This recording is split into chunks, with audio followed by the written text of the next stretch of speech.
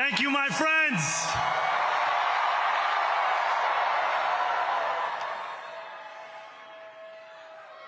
The sun may have set over our city this evening, but as Eugene Debs once said, I can see the dawn of a better day for humanity. For as long as we can remember, the working people of New York have been told by the wealthy and the well-connected that power does not belong in their hands. Fingers bruised from lifting boxes on the warehouse floor, palms calloused from delivery bike handlebars, knuckles scarred with kitchen burns. These are not hands that have been allowed to hold power. And yet, over the last 12 months, you have dared to reach for something greater. Tonight, against all odds, we have grasped it. The future is in our hands. My friends, we have toppled a political dynasty.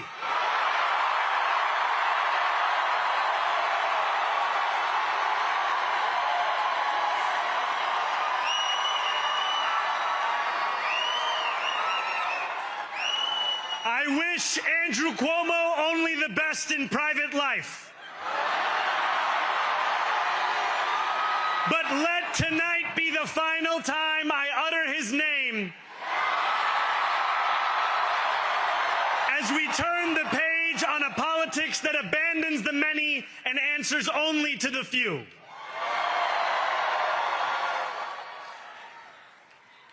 New York, tonight you have delivered a mandate for change, a mandate for a new kind of politics, a mandate for a city we can afford, and a mandate for a government that delivers exactly that. On January 1st, I will be sworn in as the mayor of New York City.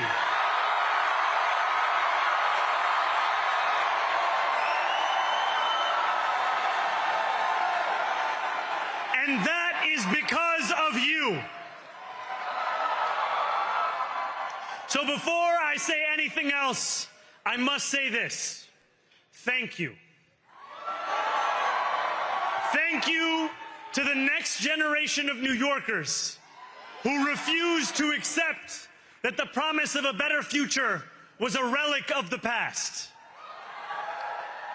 You showed that when politics speaks to you without condescension, we can usher in a new era of leadership.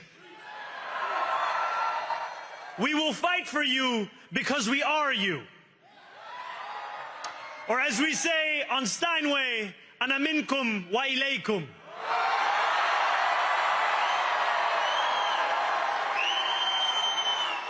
Thank you to those so often forgotten by the politics of our city who made this movement their own.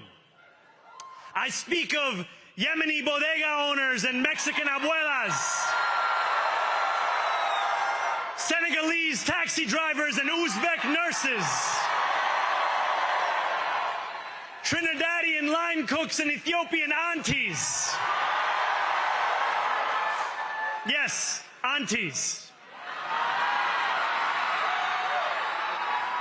To every New Yorker in Kensington and Midwood and Hunts Point, know this. This city is your city, and this democracy is yours too. This campaign is about people like Wesley, an $11.99 organizer I met outside of Elmhurst Hospital on Thursday night. A New Yorker who lives elsewhere, who commutes 2 hours each way from Pennsylvania because rent is too expensive in this city. It's about people like the woman I met on the BX-33 years ago, who said to me, I used to love New York, but now it's just where I live. And it's about people like Richard, the taxi driver I went on a 15-day hunger strike with outside of City Hall, who still has to drive his cab 7 days a week. My brother, we are in City Hall now.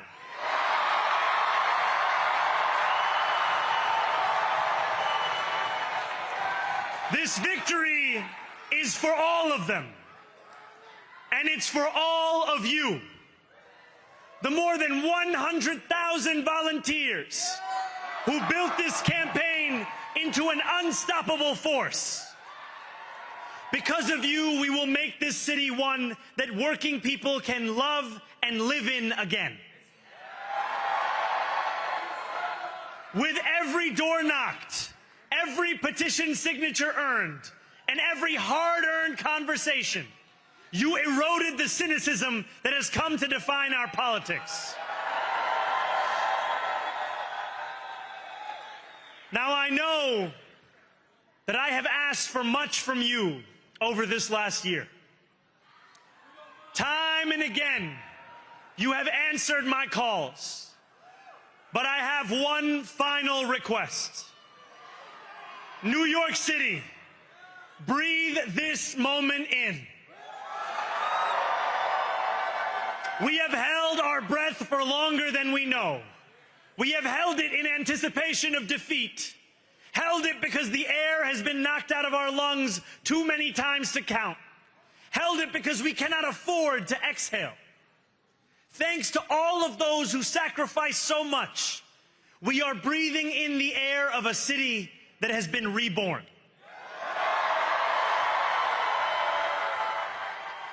To my campaign team, who believed when no one else did, and who took an electoral project and turned it into so much more, I will never be able to express the depth of my gratitude. You can sleep now. To my parents, Mama and Baba, you have made me into the man I am today. I am so proud to be your son. And to my incredible wife, Rama,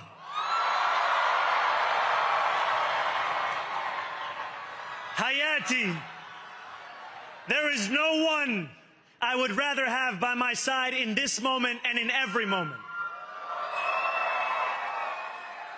To every New Yorker, whether you voted for me, for one of my opponents, or felt too disappointed by politics to vote at all, thank you for the opportunity to prove myself worthy of your trust.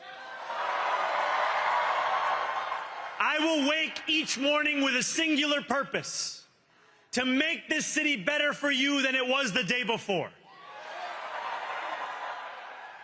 There are many who thought this day would never come, who feared that we would be condemned only to a future of less, with every election consigning us simply to more of the same. And there are others who see politics today as too cruel for the flame of hope to still burn. New York, we have answered those fears.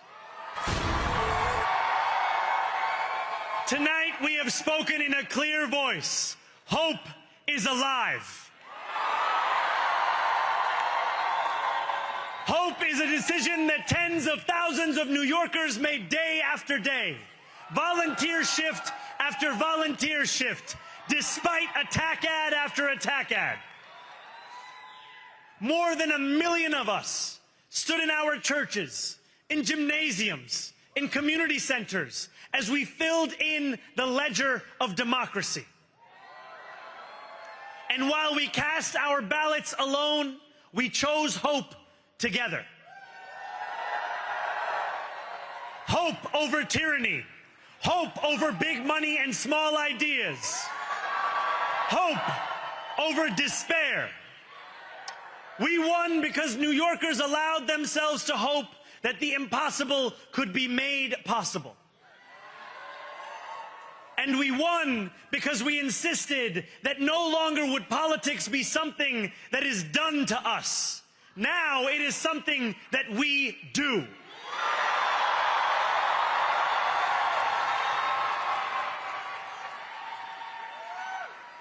Standing before you, I think of the words of Jawaharlal Nehru.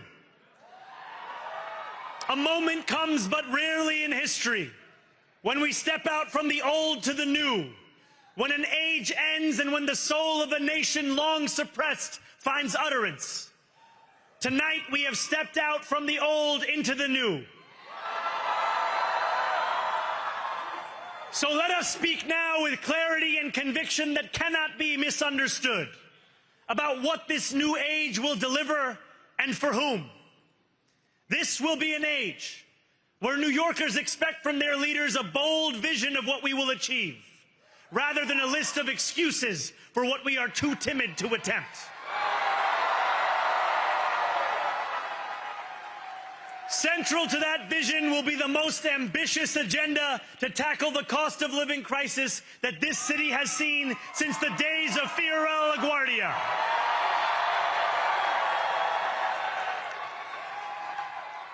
An agenda that will freeze the rents for more than 2 million rent-stabilized tenants. Make buses fast and free. And deliver universal child care across our city. Years from now, may our only regret be that this day took so long to come. This new age will be one of relentless improvement. We will hire thousands more teachers. We will cut waste from a bloated bureaucracy. We will work tirelessly to make lights shine again in the hallways of NYCHA developments where they have long flickered. Safety and justice will go hand in hand as we work with police officers to reduce crime and create a department of community safety that tackles the mental health crisis and homelessness crises head on. Excellence will become the expectation across government, not the exception. In this new age we make for ourselves, we will refuse to allow those who traffic in division and hate to pit us against one another. In this moment of political darkness, New York will be the light. Here, we believe in standing up for those we love. Whether you are an immigrant, a member of the trans community, one of the many black women that Donald Trump has fired from a federal job, a single mom still waiting for the cost of groceries to go down, or anyone else with their back against the wall, your struggle is ours too. And we will build a city hall that stands steadfast alongside Jewish New Yorkers and does not waver in the fight against the scourge of anti-Semitism. Where the more than 1 million Muslims know that they belong. Not just in the 5 boroughs of this city, but in the halls of power. No more will New York be a city where you can traffic in Islamophobia and win an election.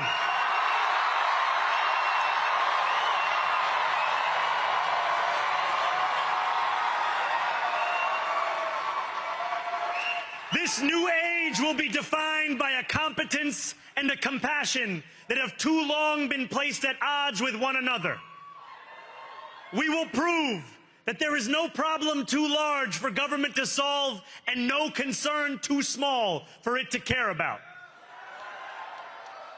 For years, those in City Hall have only helped those who can help them.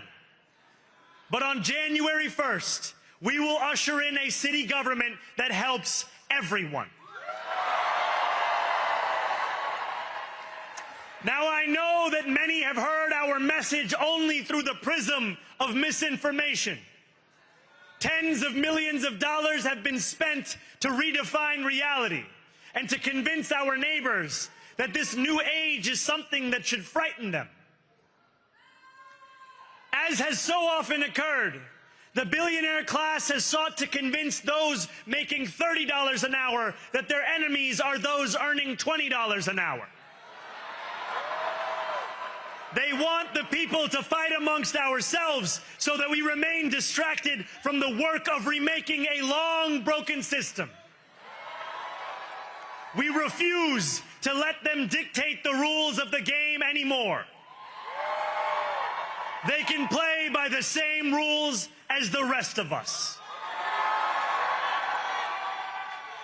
Together, we will usher in a generation of change. And if we embrace this brave new course, rather than fleeing from it, we can respond to oligarchy and authoritarianism with the strength it fears, not the appeasement it craves. After all, if anyone can show a nation betrayed by Donald Trump how to defeat him, it is the city that gave rise to him.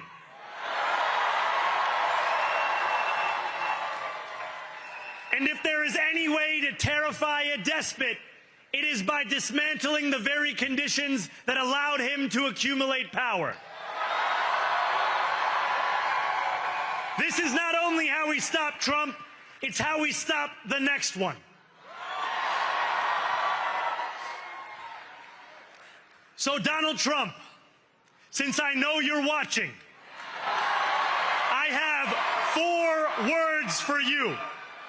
Turn the volume up.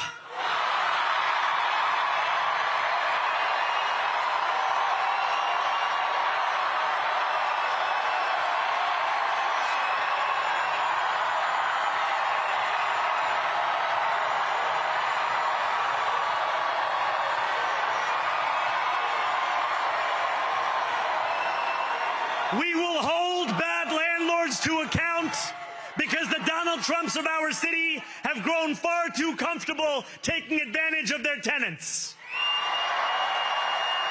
We will put an end to the culture of corruption that has allowed billionaires like Trump to evade taxation and exploit tax breaks.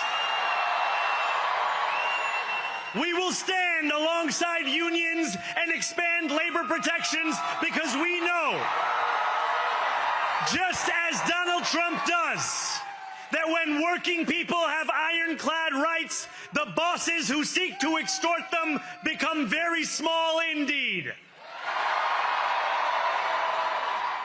New York will remain a city of immigrants, a city built by immigrants, powered by immigrants, and as of tonight, led by an immigrant.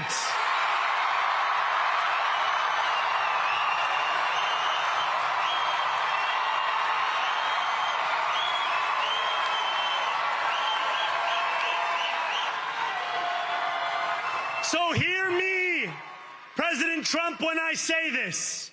To get to any of us, you will have to get through all of us.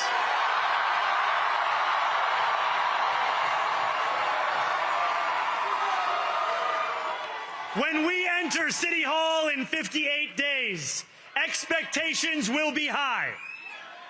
We will meet them. A great New Yorker once said that while you campaign in poetry, you govern in prose.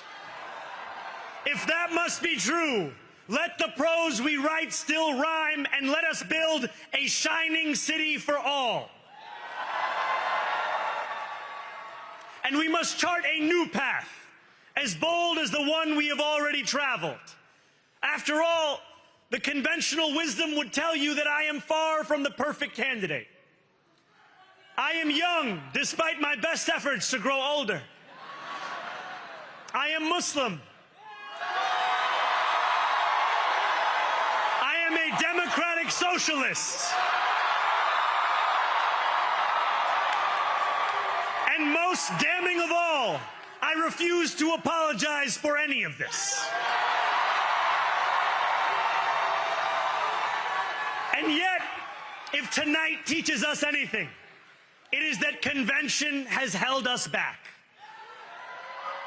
We have bowed at the altar of caution, and we have paid a mighty price.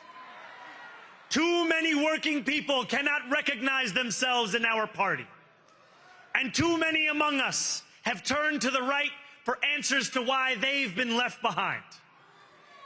We will leave mediocrity in our past. No longer will we have to open a history book for proof that Democrats can dare to be great. Our greatness will be anything but abstract. It will be felt by every rent-stabilized tenant who wakes up on the first of every month,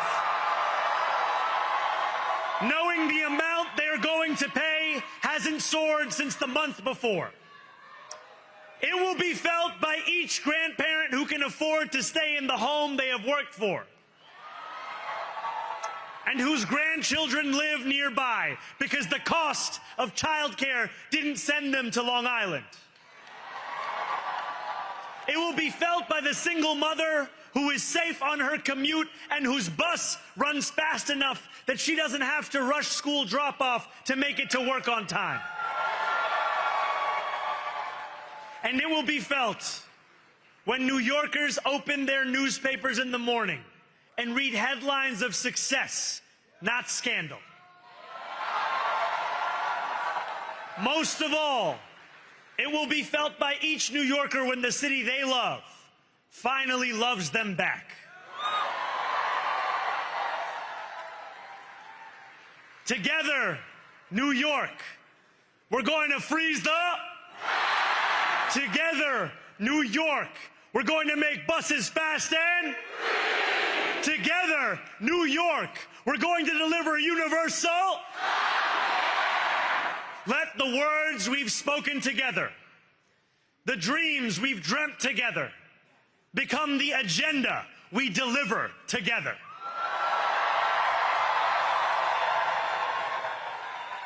New York, this power, it's yours. This city belongs to you. Thank you.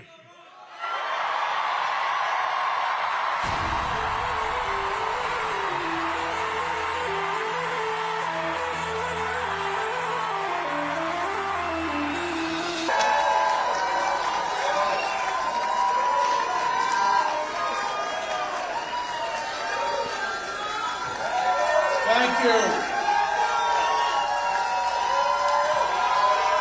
you.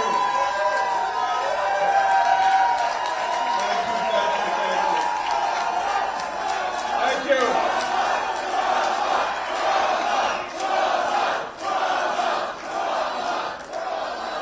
You're taking my time. You're taking my time. First, let me. I love you too. I love you too. Let me acknowledge part of my special campaign team. We have from the right, Pella Flundaval, the new son-in-law, husband of Mariah. We have Mariah, Cara, Michaela. I want to thank our campaign chairman, Bill Mulrow, our great campaign manager, Greg Goldner. I want to thank Mayor Adams, who stepped out of the race to make us more competitive, and that was a very gracious thing to do. I want to thank Mayor Bloomberg, who gave us his support, Governor David Patterson, all the unions, and I am blessed. I am blessed to have the people in this room. You have been a phenomenal team, great friends. You are superstars. Even more, you are New York patriots, and I am proud of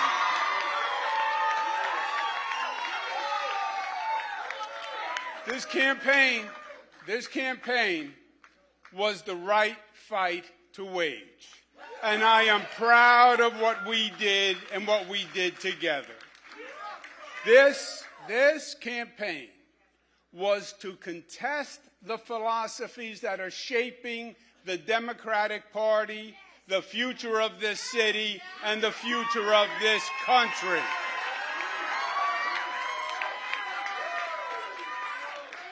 And this coalition transcended normal partisan politics. It brought together Democrats and Republicans and independents, joined by the simple fact that their first allegiance is as citizens of New York City.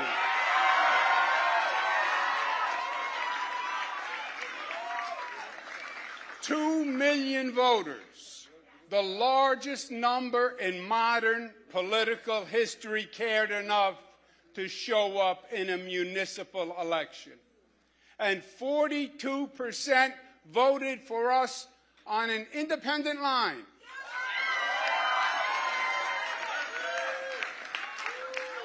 That is the highest percentage in modern history. Ironically, it is just higher than when Mario Cuomo got 40% on an independent line against Ed Koch in 1977. It's also important to note that almost half of New Yorkers did not vote to support a government agenda that makes promises that we know cannot be met. We support an economy of jobs, of opportunity, of entrepreneurship. That's what New York is, and that's what New York must remain. We are a nation of laws, and we believe in law and order, and we need the police to keep society safe. We will not make the NYPD the enemy. We cherish our diversity, and we have no tolerance for discrimination of any kind by race, religion, sexual orientation, or creed. And we will not tolerate any behavior that fans the flames of anti-Semitism or diverse attacks.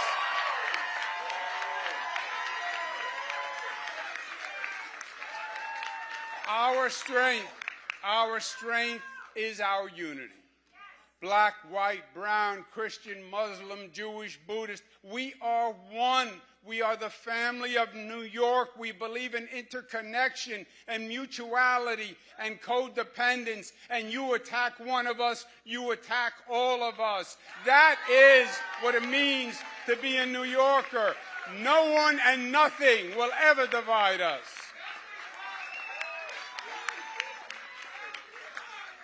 And this campaign was necessary to make that point. A caution flag that we are heading down a dangerous, dangerous road. Well, we made that point, and they heard us, and we will hold them to it. Also, my friends, feel proud, because we accomplished the two important New York characteristics. We got up off the mat after the primary, and we made it a real race when the media had already commenced the coronation. And feel proud, because we fought our hearts out and we left it all on the field.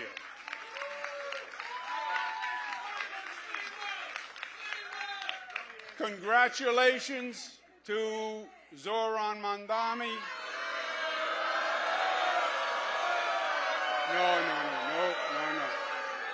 No. That is not right. That is not right, and that is not us. That is not us. Tonight was their night, and as they start to transition to government. We will all help any way we can because we need our New York City government to work. We want it to work for all New Yorkers because our city is the greatest city in the world, and we will unite for New York City because we love New York City. And from the bottom of my heart, I thank each and every one of you. I love you for the fight you made, for the soul that you showed, and the example that you set. New York City heard us, and we will be the better for it. Thank you, and God bless you.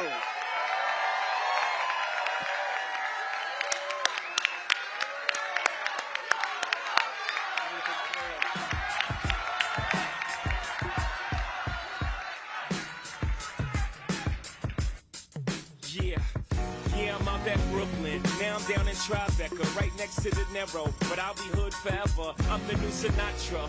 And since I made it here, I can make it anywhere. Yeah, they love me everywhere. I used to cop in Harlem. All of my Dominicanos right there up on Broadway. Brought me back to that McDonald's. Took it to my stash spot, 560 State Street. Catch me in the kitchen like a Simmons whipping pastry. Cruising down A Street, off-white Lexus. Driving so slow, but BK is from Texas. Me, I'm out that Bed-Stuy, home of that boy Biggie. Now I live on Billboard, and I brought my boys with me. Say what up to Tata. Still